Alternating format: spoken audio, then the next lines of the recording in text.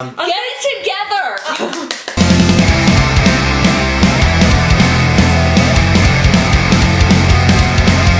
Hello! Welcome to Clutter episode 4. What's Why up? did I say it like that? Welcome to Clutter episode 4.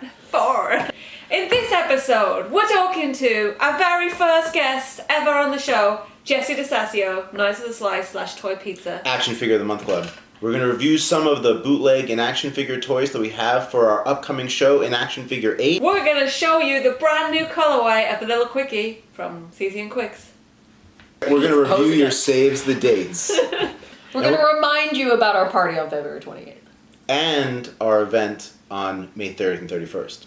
Oh. What is that? We have an event? Oh. No. If you do the fucking chin... Oh, look at that! Look at your shirt. No. I thought ahead. Let's talk about in-action figures. So I think first we should talk about what we consider an in-action figure and what's the genesis behind this show that we have. Because actually it's the 8th annual. We've been doing this for a while. And maybe some people don't know about them or what it is. Well, it celebrates the heyday of the action figure, which is like the 70s and the 80s. You know, think of Star Wars action figures from back in the day. Right. So it's celebrating that format, the 3.75 inch action figure, carded. So a lot of the toys that we show at the In-Action Figure Show are bootlegs. And that word gets thrown around so much, like bootlegs, bootlegs are known as like counterfeit. I think that bootleg's more of a catch-all term. It's not a licensed toy. Mm-hmm. It's a toy that can be a bashed up version of a few different toys, but it can also reference a licensed property, or it can reference several licensed properties, or a lot of them can also be toys that were never made, or will never be made, right, or shouldn't be made. We've seen a lot of them. Like, I've seen some awesome Michael Jackson toys around here. The toys that just should not have been made. Like, one of my favorites from years past was the Michael Jackson E.T. Like, yeah, what was that? E.T. versus the Predator. E.T. versus the Predator. That was a great toy, man. I love that toy. Special ed. Last year we had a bunch of... ETA, didn't it? Yeah, it did. Yeah. I have a question. Yes. The first in-action figure shows, yes, were they all carded figures, basically? It's always been a mixture. It's always been a carded mixture. figures, Okay. objects, yeah. So I was trying to see if it was like, first it was all this and people sort of messed with the format and that's how you got like Jabba the comic book guy. Or this, which is like a beautifully painted backing board with an action figure and a... Sucklord's pieces were very similar to that last year. Yeah, Sucklord was trying to do Pollock last year, though. Yes, well, I mean, clearly there was some inspiration taken from that.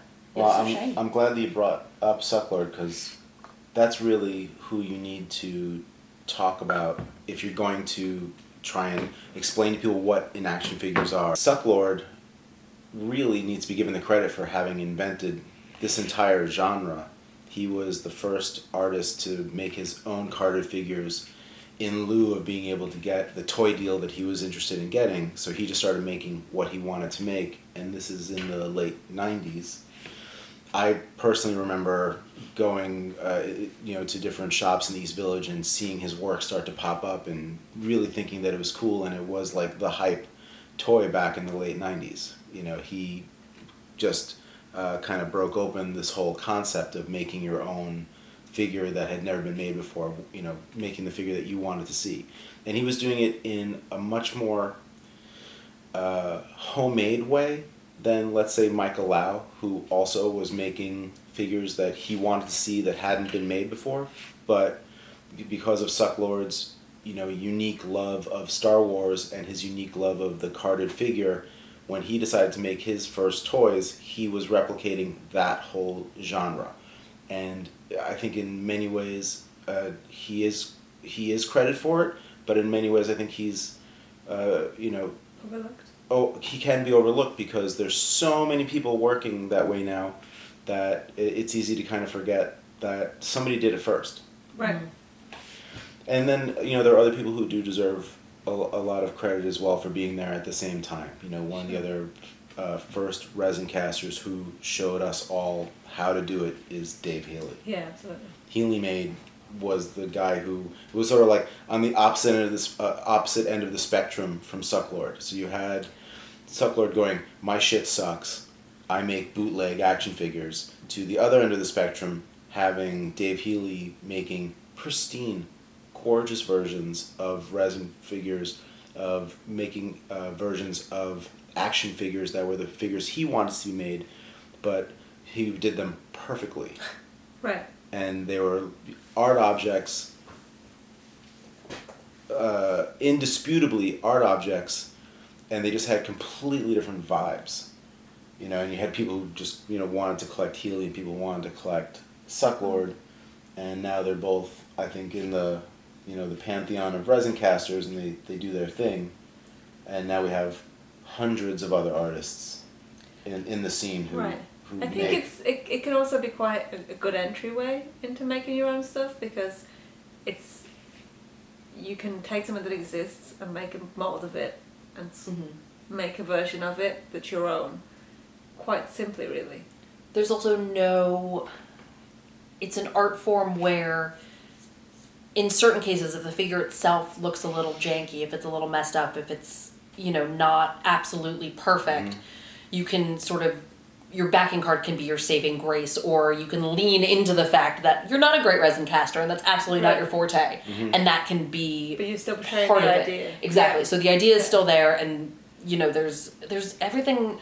A lot of this particular section of the designer toy world is I think it's a little more lighthearted. Absolutely. In a way, there's a lot. It's a lot of tongue in cheek. It's a lot of puns.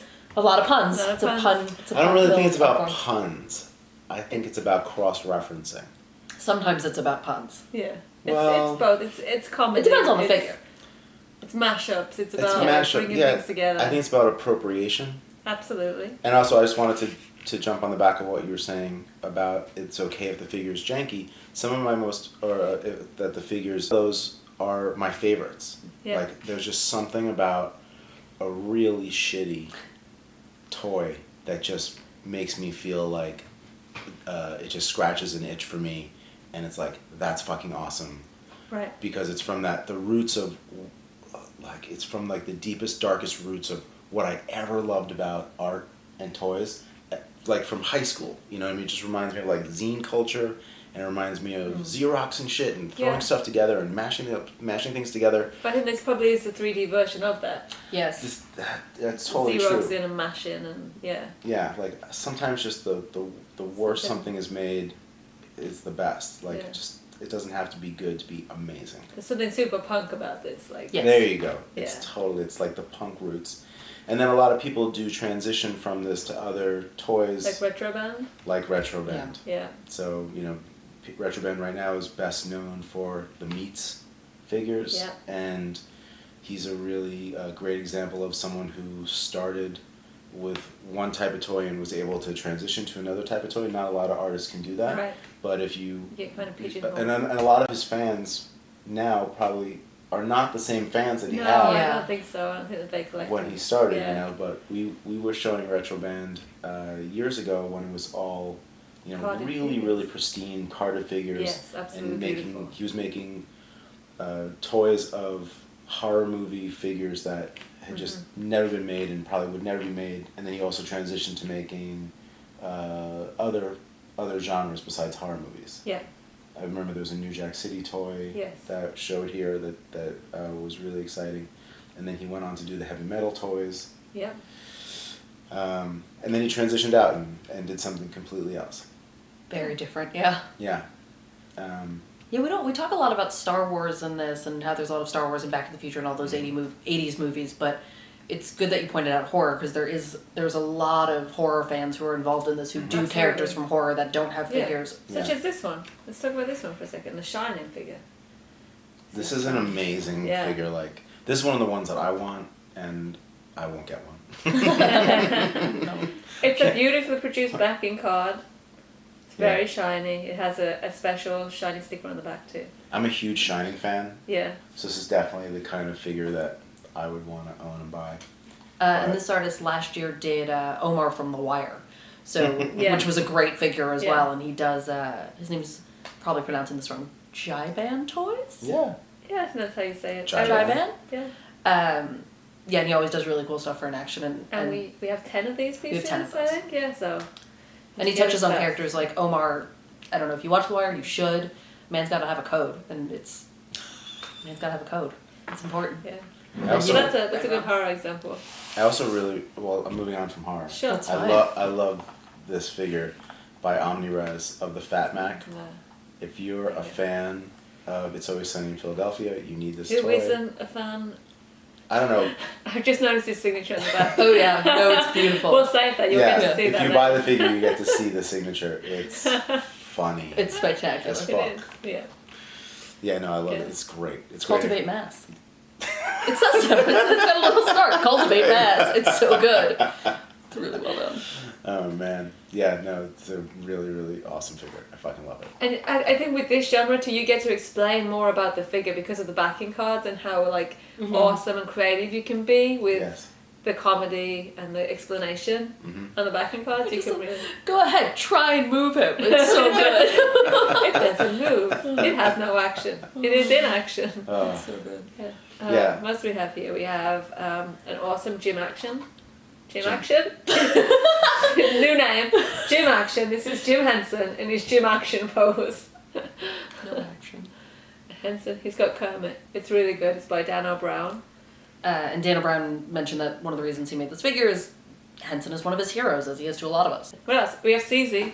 CZ, not known for his action No. figures, but wanted to branch out into a whole new genre this time. So he created his own action figure himself. CZ. This is the Gimme a Sour CZ. Because This CZ is a real self-portrait. Because Yeah. if Yes. you know CZ and you hang out with CZ, you know loves what kind of sour beer. beers. Yeah, you know what kind of beer he likes to drink. He's been texting me every day being like, I want a sour, because you can't get them in the UK apparently. No. No. So he's very excited to Catch up, it. UK. Yeah, so this comes with a tiny little Canbot too. It's really cool. He sculpted these, produced them, made the backing cards. Really cool. We also have a couple of Star Wars related ones there. You want to talk about those real quick?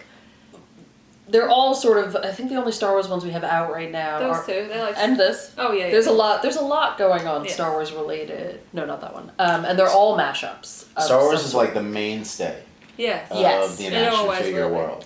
Yes. You can always go back to it. Although Which now, has a lot to do with Sucklord. true, but now that it's the Well, because it's a franchise that choked. yes. So Well, Star will- Wars created this world. Yeah. Like, Yes. That's. But will Star Wars continue to be as prevalent? I mean, we could No, talk. who cares about Star Wars anymore? It's true. I don't know. care. about Kyle and I Star are Wars anymore. huge Star Wars Me fans, too. and we have not seen the new movie, nor do Me we neither. want to, No, because the last no. one was horrible. Exactly. No, it's garbage. Star Wars is Seriously. garbage. Okay, just stick to the original. And if you like The Last Sure. Jedi, You have to go. Turn off. Goodbye. We don't want to. We're not friends anymore. I'm sorry. It's so bad. The casino so scene. bad. Oh man, when they go to Las Vegas? When they go to Las Vegas in for the middle no of a Star Wars movie? Was it? I feel like it was more like Monte Carlo. Yeah, but It's like fancy. Yeah. But fucking nonsense. terrible. Anyway. Star Wars in action figures. Yeah, so- This is Star Trek Star Wars. No, so Well, that's this what's is really interesting funny. about this one. Yeah, no, this one has a few different movies. It does. So this one is called Princess Leia. Oh, I love Star Trek. There's 10 of them available. but wait, I'm a child of the '80s. This is an image from Black Hole, right? Am I wrong? I can't see. Should we see? Oh, I have no idea. I'm pretty sure that's from the Black Hole movie. If I'm wrong, write a comment, but I'm pretty sure that's the robot from Black Hole, and then it's so many things so- happening on this, it's great. There's a lot of different things happening, and it does sort of call out, nerd culture in general, and the idea of trying to, reach out and be a part of that, When but you having said no that, idea. I gotta chill. Did you? Nerd culture. It's like, Woo! someone walked over my way. But this also has a really, really cool backing card that calls. I mean, there's a lot of funny things happening. We'll show you in a second, because if I turn it around, Dick you won't Starbuck. really be able to see it. But the boner bob, but The giant Vagina face. it's a really good backing card. I'm just telling you. YouTube. We have, but it has the little thing you cut out and mail in, and It's great. it's great. really, really well done. So This thank is you, awesome figure. figure. Yeah, that's really, really rad. Awesome figures. You killed it as always. And then we have another one. We have a mashup. Bubba Fett, also very popular. Very popular with in these in action figure guys. very, very popular. And this is by Tops, who's based in Thailand. Oh, cool. There's also international presence in this scene. Yes. And we have artists from all over, which is really cool. And this glows in the dark like crazy. It's Bubba Fett and Marty McFly. There's 10 of them. It's an 80s dreamboat. You can't really go wrong. And another really cool backing card. Like, really well done. Nice packing job. Yeah. And then finally we have Panda Propaganda's Jabba the Comic Book Guy, which does what it says on the tin. It's Jabba the Hutt and Comic Book Guy. This is a really good one. And it made us smile when I took it out of the box. And yeah, it's not carded. It's not, it's a sculpture. It's a sculpture. Piece. Put it in your living room. Put it in your living room. It's a token. Put it on top of your fireplace. Put it on your desk. Just smile at it because it's the best. No, there's whole other sort of more on the artistic side of things. Hands of Doom. Yeah, Hands of Doom Toys, who just made a beautiful wooden backing card. Would it be a backing card? Backing bowl? I mean, this one's interesting because it's not like a mashup of two things. It's a cast version of a Star Wars figure, just in different colors it would never been released in. Yep. So that's, another take on the way you can bootleg or mash up an action figure. And then we always get some really great pieces from DLR Customs. The way he casts resin is just beautiful. So Didn't he change his name? we're not sure.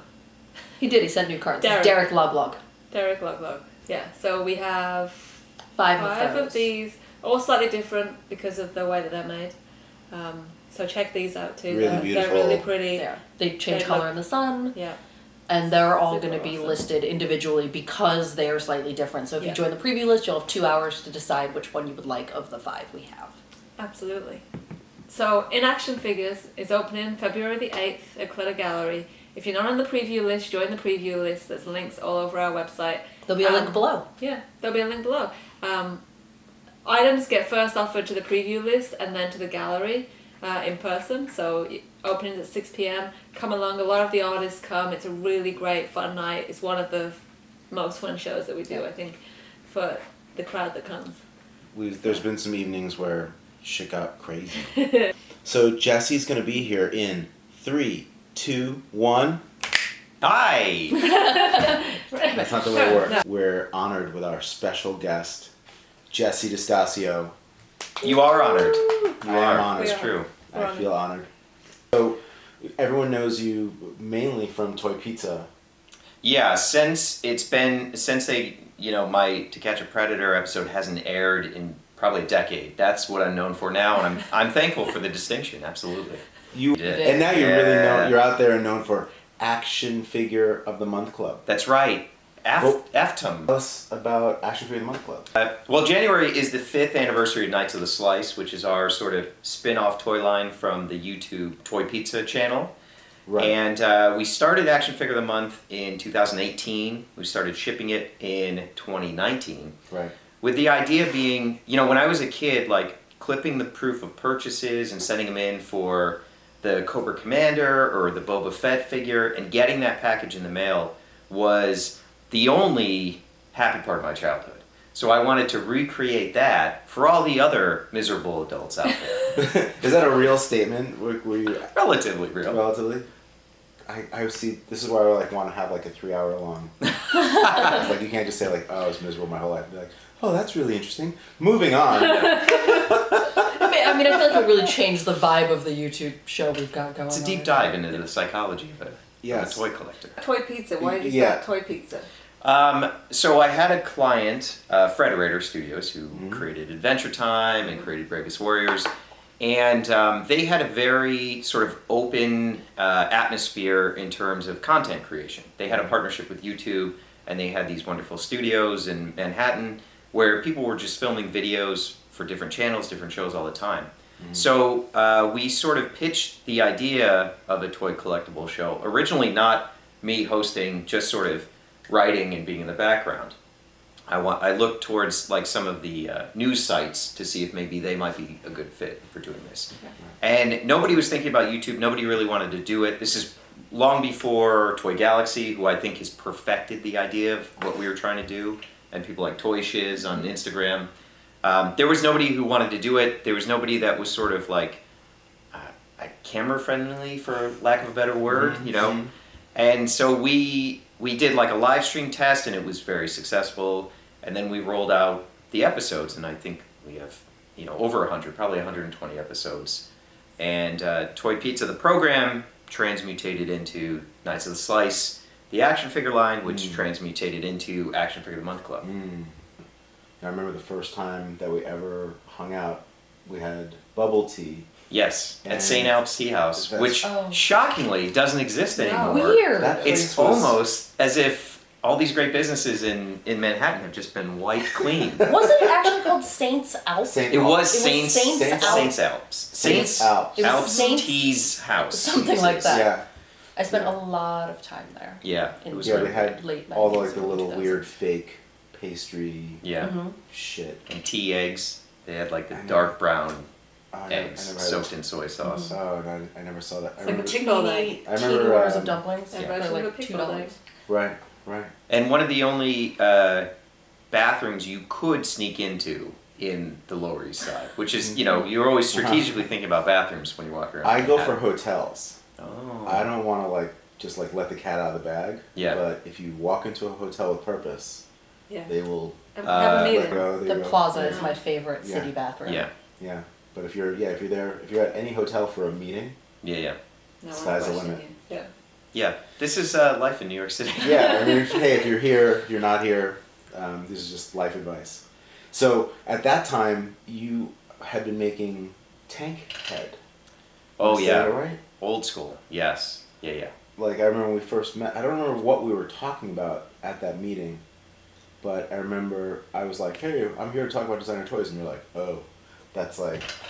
I stopped doing that shit years ago. I did stop doing resin because, you know, resin is extremely difficult to make money on. You're basically, What are you talking about? you're, We're like, if you're not a massive conglomerate operation like Clutter, as an individual, it's really hard because Yes. Yeah. the hours you put into a single piece, the Yes. hours that Omni Resin put into this piece, yes, You never he get that. doesn't get back No. for the price of No, it. It's a absolutely labor not. of love. absolutely right. And for me, Don't tell these guys that though. Because stop making these amazing. No, just they make won't. art. They make won't. art. Don't pay your rent. Make art. don't pay rent. But yeah, for me, I need like immediate rewards all the time, constantly. I need currency and adulation, or I just don't do something. So Is that part of being a New Yorker? who knows? I think it's part of being a model when I was a child, like a child You were a commercial and You were a commercial print model? I think that really screwed me up for the rest of my life. Is that true? Even like the Bradley's catalog? I Like, will- you I- know, Sunday paper? I You didn't know, know this about you. Maybe we'll put I still have my crumbling portfolio. Maybe we'll put it up in the gallery on Yeah. February 8th. I Yeah. vote yes for Yes, this. I'm me 100% too. here Or for at least this. one headshot. This is breaking news. Yeah, Yeah. this is breaking news. Also, I wanted to say, since it's our 5th anniversary, I have hidden around the country and around the world in exotic locations action figures, early Knights of the Slice figures, some prototypes. And upon my death, I will release a cipher that has GPS codes to the amazing. locations of all these figures. Is this true? This is true. Has anyone Holy found any of them shit. by accident? If they have, they haven't published it. It's entirely possible. Yeah, it's possible. What's the treasure hunt that everyone's on right now? Geocache? No, the one with the guy in the Rocky Mountains. What? There is What? one? Yeah, you don't know about this? The Forest Fenn's treasure. You haven't heard of this? Haven't heard of that. And I gotta be honest, 2 million seems a little low for all the trouble you go through. Well, he wrote so Jesse has just disclosed to us that he's going to be the next Forrest Fenn, and there's a whole trove of toys hidden around the planet.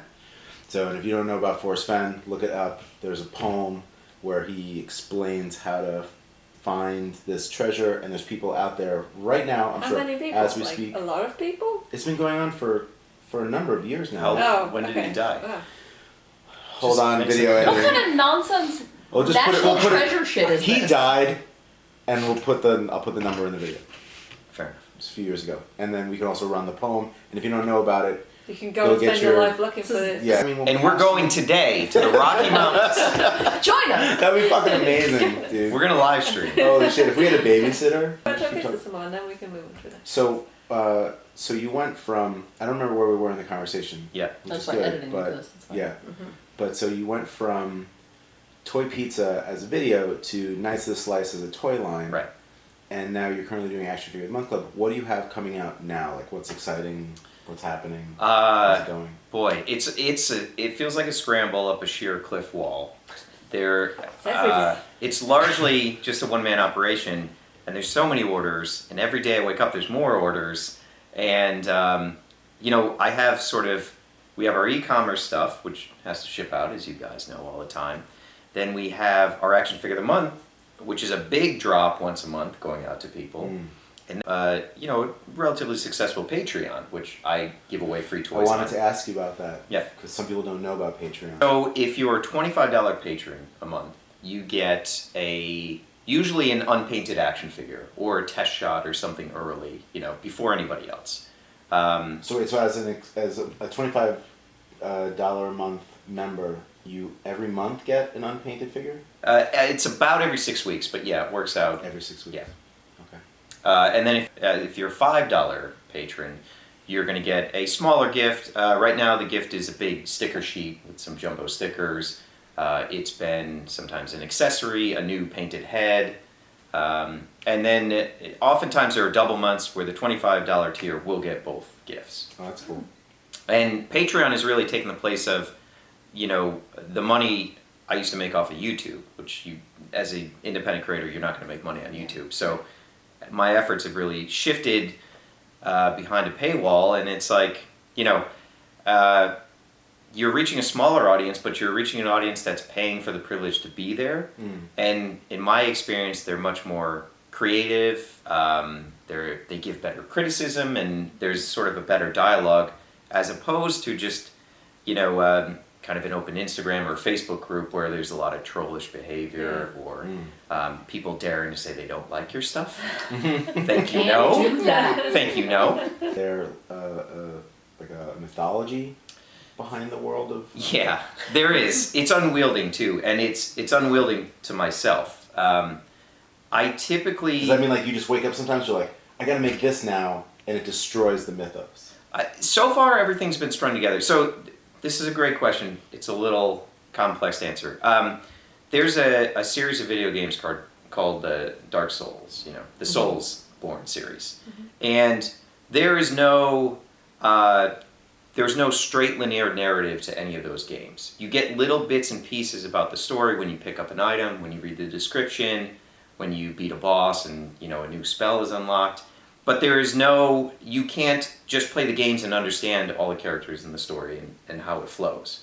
I was really inspired by that. So the story of Knights of the Slice unfolds with each release. There's a little tidbit of information in the item description that gives you some character information and sort of gives you the propulsion to maybe act out that scenario or connect this character with the other figures you own or things like that. Cool. But if you're starting with Knights of the Slice as a newbie, there is 4 digital comic books that have a very sort of cohesive linear story that set up the world and the characters and the bigger corporate structure of Knights of the Slice. And there's a window-in character. The toys have a corporate structure?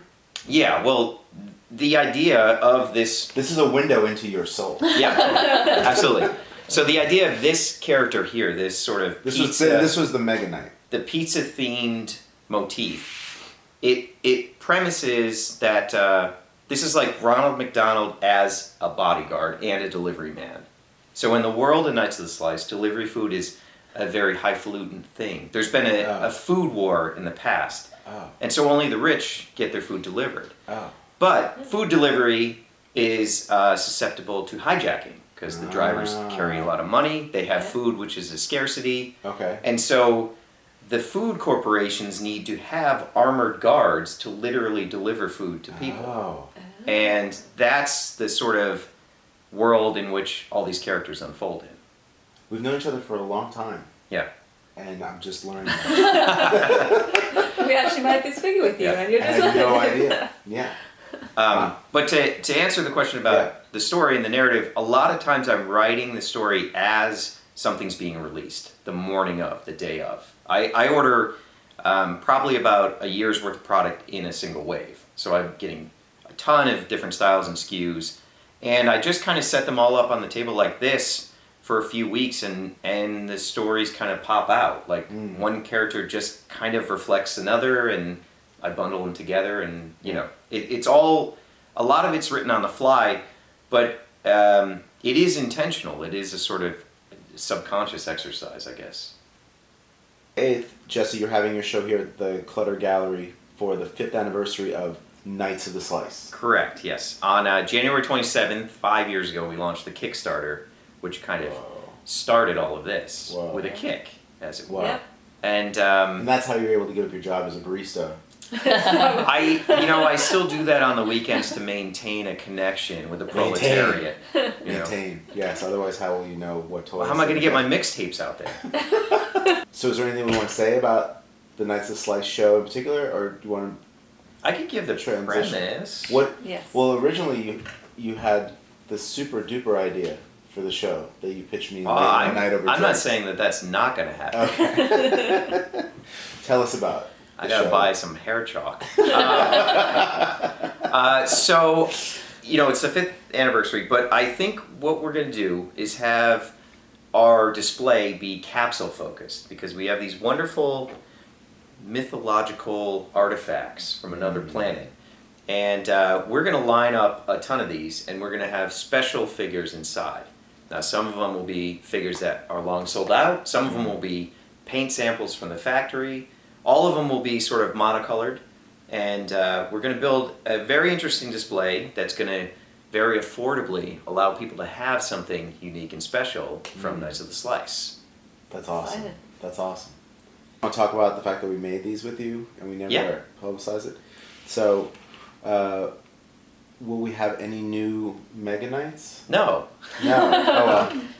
Yes, you are correct, though. We have birthed another child together, which is this 8-inch Mega Knight. Yes, and I don't know if we really publicized it when we did it, that it was something that we had created. We worked on it for a long time, and to Clutter's credit, you pushed for this sexual yakoi sort of paint deco, and I think that's the best one. It's super cool. And actually, this one is... This is a custom hand painted or hand dyed from Nikki Fung, my cohort. Yes. And I think there's only 9 or 10 of those in existence, and this might be the last one for sale. It is. Yes. With a real cloth cape. Those are super dope. I'm really proud that we did those together. They're rad. It's a high water mark in my career for sure. I don't believe you. No. I can't. Liar. So thanks for being here. Hey, my pleasure. I love you guys. Thank you. And we're looking forward to February 8th. Yeah. Bye, Jesse. Bye. Oh, Thanks for coming. Where'd he go? The next show at the Clutter Gallery in March. After an action figure 8. What's that I hear? What? No way. Where'd you get that? over there. Just off camera over there. Who's that? So we're just going to give you a quick sneak peek of the next colorway that's going to be dropping on Clutter of the Lil Qwiky, Quicks on CZ's Canbot. This is the chocolate mint. Choco mint. Or the mint chocolate. This will drop next week. It'll be on our Instagram. Make sure you're following us on Instagram at Clutter Magazine. We will put up the links below to join the mailing list. Make sure you're on the mailing list. You'll be the first to know that this is dropping, and then you can buy one. It'll be a super secret drop. You'll find out as it happens. Yes. But you've got to be on the mailing list. They'll be limited to one per customer. So we have news worthy. Save the date, February 28th, for our pop-up in New York City with Ron English. We're dropping the classic version. It'll be limited to 100 pieces. It will be dropped there. We doubt there'll be any remaining afterwards. If there are, they'll go online.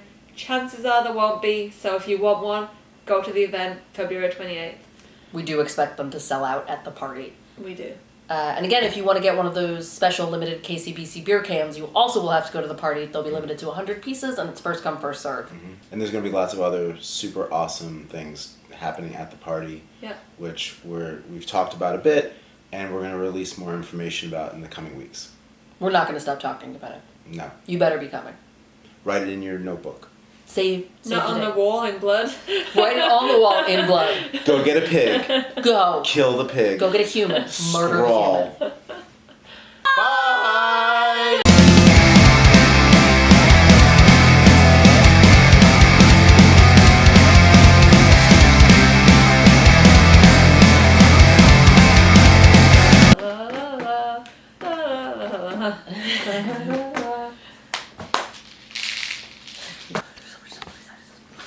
There